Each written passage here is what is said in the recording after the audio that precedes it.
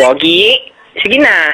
Nag-set nga ako ng alarm clock para magising. Sayang naman kasi mga pupuntahan dito. Matutulog lang kami buong gabi ni ate. Tumunog na nga yung alarm clock ko. Ginising ko na din si ate kasi maganong oras na din. Ginawa na din namin pinaggigaan namin. At nilagay na din sa lagayan. Diretso nga kami sa counter ng massage. Papamasahin na muna kami ni ate. Ayoko nga sana magpamassage. Kaso gusto daw niya. Kaya wala akong magagawa kundi sumama na lang sa kanya. Pinapasok na nga kami ng staff dito sa loob. Hintayin na nga lang daw namin yung mga magmamasahe sa amin. Basta daw kapag nakikita kami ng mga nakakulay green na damit, sila na daw yun. Nang pumasok na nga sina ate, nagsimula na din silang bali-baliin yung mga katawan ko. Halos lahat yata ng letter sa alphabet ginawa sa akin.